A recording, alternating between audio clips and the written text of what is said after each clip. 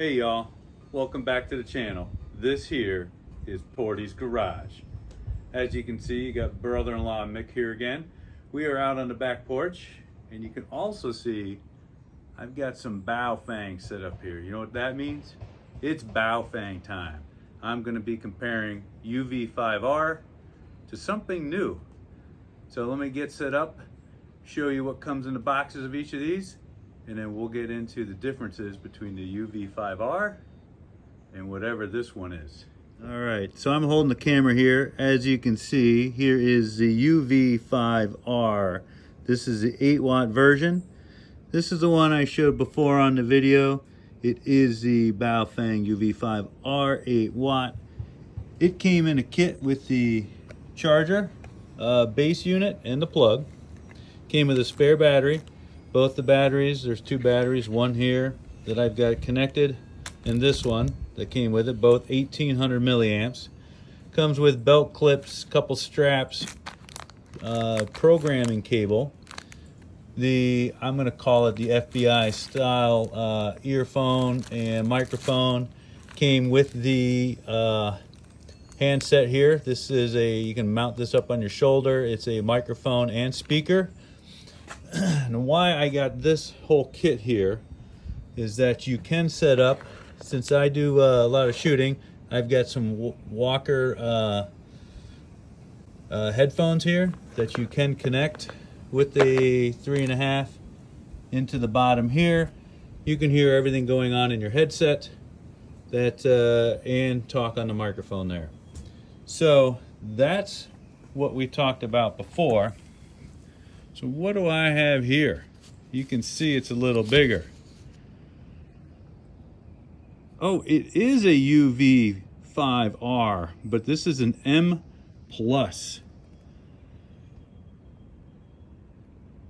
So you can see, let's move this guy next to it. Look at the size difference. Let me turn it on the side here, if I can. There's your difference in size. So this is a 2500 milliamp battery. Let me go back here. So this package was $31. This comes with the radio, one battery, 2500 milliamps, the charger, which no longer needs a cradle. It just has the USB-C connection here. And the belt clip that comes with it and a strap. This was $34. So let me flip this paper over and tell you why I looked at getting this different radio. So here is your UV5R. It's got a 1.5-inch screen, which is right here. The 1800 milliamp battery, which I showed you, it came to when I got that bundle. The desktop charger, which is there, and you can receive and transmit 144 to 148, 2 meter and 70 centimeter, 420 to 450. This does also do the GMRS. You can transmit on the GMRS, which you're not supposed to because they're not set in channels. So what do we have over here? You got frequency copy. So if you're with somebody, I've got to read the instructions how to copy frequencies. But as they're transmitting, you hit a button, it receives it, automatically sets it. It's got a DTMF manual dial. I assume that's just about the same as this. But one of the big differences is the 1.77-inch color display. Then you have a 2500 milliamp battery, just like I said. The Type-C charging. So that's this cord right here again. And one of the big differences, look at the frequency range. You can still transmit the same that you transmit here, receive and transmit. But now you can also receive FM, AM. So now you're going from 76 basically to 136, actually to 174. You actually have 220. And then you have the ultra high frequency from 350 to 520.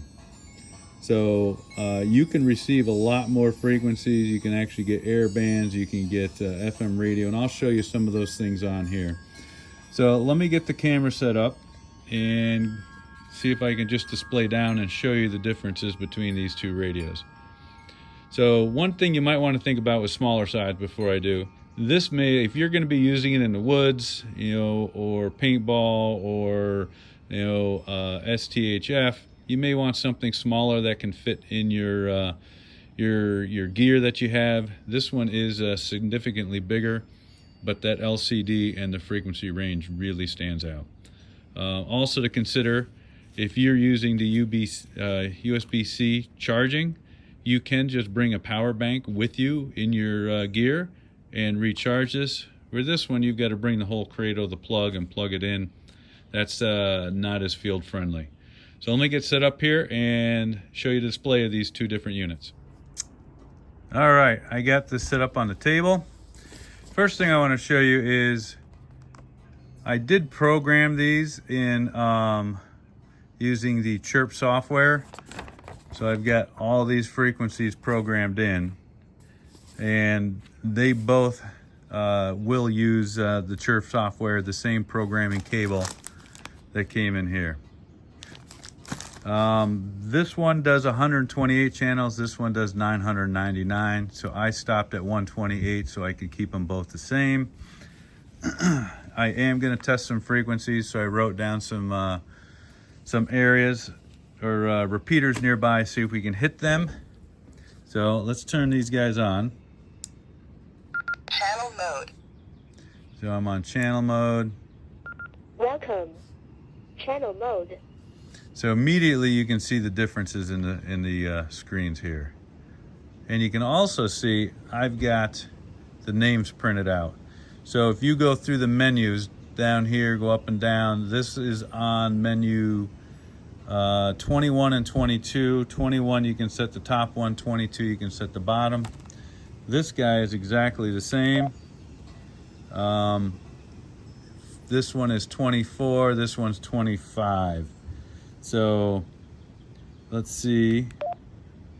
Let's get something close here. 100, 1, 1, 1, 1, 1, 1, 1, 1, 1, 900, 1. So there's, you can see I've got channel 1, I've got Clarkston listed in there. Let's do the same thing here.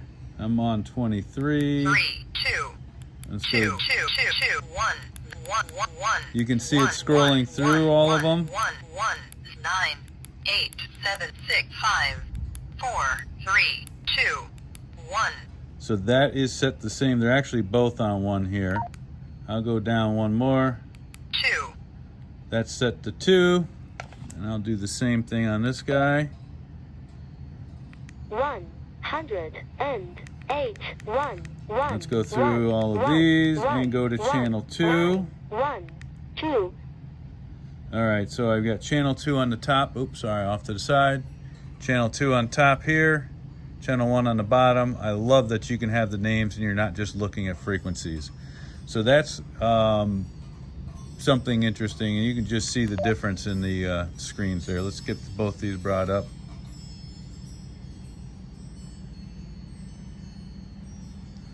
Pretty interesting. So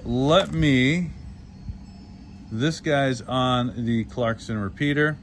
Let's see if I can hit it.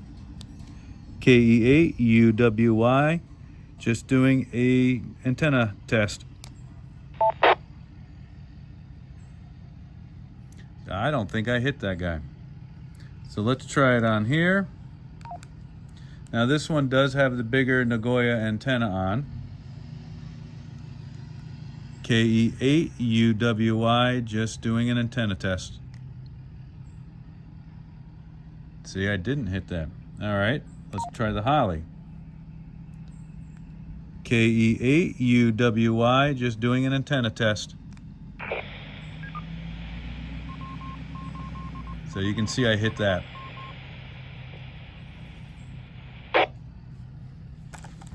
So let's try with the smaller one here, go from A to B. I'm up here on the Holly now, Holly repeater. KE8UWY, looking for a signal report.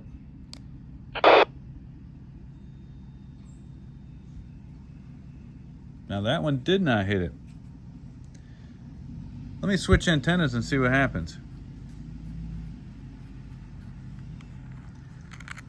That is surprising.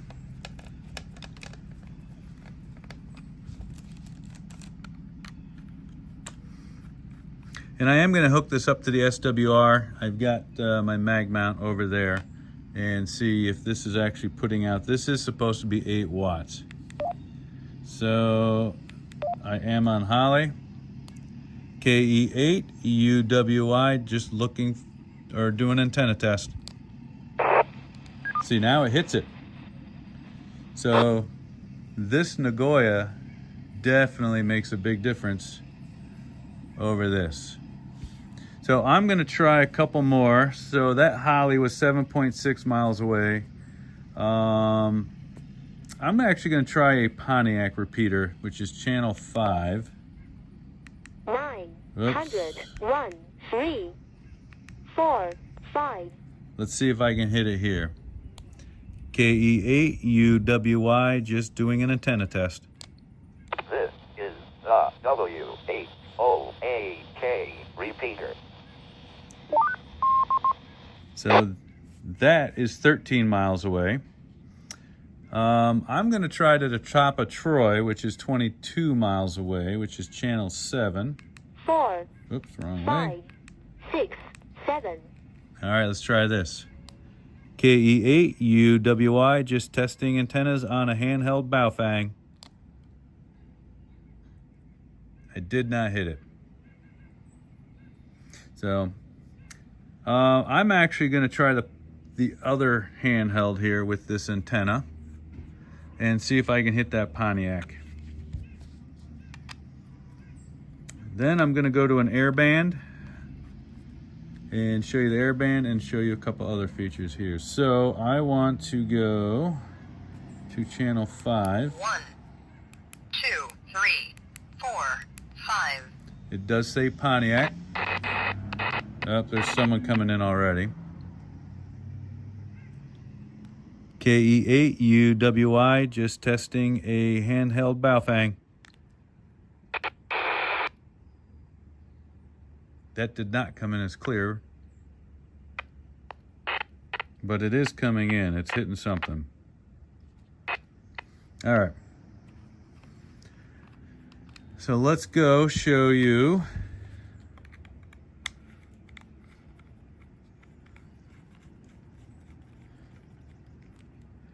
I'm going to turn the volume down. I'm going to see what we have. Watch this one. This is a radio station.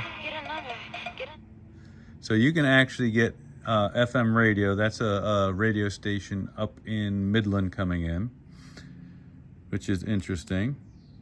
So I hit that button again and it goes back to here. So I want to go channel 107. 4, 3, 9, 1, 1, 1, 1, 1, 1, 107. So this is the Bishop Flint Airport, their main tower I've got programmed in here. So I'm going to let that sit for a minute, see if you can pick anything up. What a couple other things I wanted to go over. So I did size, screen, frequencies, the bundles and the prices. Tried a couple different frequencies. So I guess now all I got left to do is I'm going to hook up the SWR just to get the power that's out of here. And then I'll pull them apart, show you the back, show you the FCC stamp, that kind of thing. So let me pause it here and hook up the other antenna. All right, so now I've got the SWR and power meter hooked up here. I've got this on my channel 121, which is 147.55. I don't know if you can see that in there. You can see I did key it up over here, and there is a KE8 UWI. So it's showing about 5.77, and it's got the frequency right there. So let me switch to, let's do channel 129. 101, 1, 1, 1, 1, 1, 1, 100 and 100. All right, so there's 129. And that's going to be 442 megahertz. Let's see what we get here. KE8UWY. So there we're looking at 6.7 watts, and you can see it's 442.65 megahertz. The SWR I wouldn't take too much stock in. I think I've got a lot of loss in that connection there. So that's pretty interesting. We're over the 5, but not quite at the 8 watts like they were talking about. All right, so let me turn things off here, and I'm going to pull the batteries off the radios and just show you the milliamps in the back of the radios and the frequencies listed on the back of the radios. 05050 Juliet. So that's actually Bishop Airport coming in there. What I'm going to do, since I've got the mag mount hooked up, I am going to go back to the top of Troy. We didn't hit that before. You can see I'm up on main here, so if I change channels, let me turn that down. I need to go to 7. 1, 9, 3, 6, 9. Oops, 10, too far. 9, 8, 7. Around the hole once before coming back for another approach. So again, that's the Bishop Airport. So I should be transmitting on the top of Troy here. Let's see what happens, see if I can get it. Climate maintain 3000. Public bid 50 Juliet. You know, I'm actually going to change this just to make sure that I don't transmit on the air mode here. So let me switch on here and get onto. 100, Let me get rid of past all the GMRS and the DTW air. 30, 23. So let's go. 20, 19. I'm actually going to leave it on Duran 1, see if I can hit that. KE8UWY, testing a handheld Baofeng. So I hit that Duran. I don't have that listed how far away that is. I'll have to stop the radio, and what I'll do is I'll have, or it's not the radio, but the phone here, I'll have Portie put the distance for that Duran repeater for me. I got to use a repeater book to find that out. But let me go back up to top of Troy. KE8UWY, testing a handheld Baofeng. You can see the full signal bar there, and we hit it. So that is 22 miles away. I'm going to do one more. Channel 10. 1257. 6, Channel 10 8, 9, 10. is a repeater on top of the Rensen, 37 miles away. KE8UWY, testing a handheld Baofeng. Can you believe that?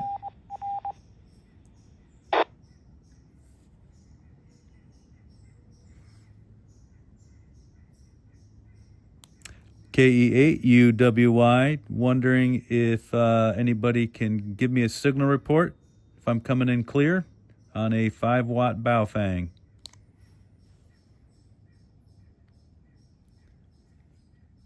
See, that time it didn't hit it.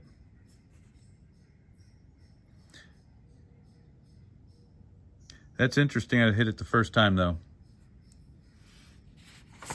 As you can see, 37 miles away.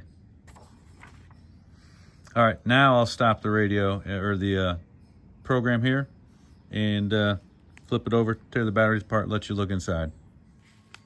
All right, so this one is the UV-5RM Plus. If you look in the back, it does have the FCC stamp on it. It does note the 5RM Plus, but I don't see any frequencies listed in here. Here's the battery, and it does note 2500 milliamp hours. So that matches the description. I've heard people say they've ordered them off of Amazon and they don't get exactly what they asked for. This one does say UV5R. Again, I don't see frequencies listed. I do see the FC stamp there. And there it does say, hard to see, but the 1800 milliamps. Hey, one other thing I forgot to mention, scanning. So you can see I'm up here where it says main. If I press and hold. Scanning begin. So look how fast it's actually scanning through all the channels. Oh, I picked up a Clio.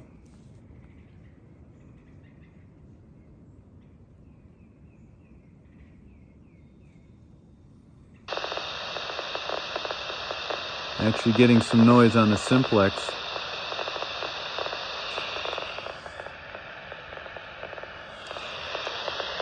So that's kind of odd. I've got to figure out how to just step through those so we don't have to keep listening to them. So that's about it. If you like the content, give it a thumbs up and don't forget to subscribe to Portie's Garage. Thanks for watching.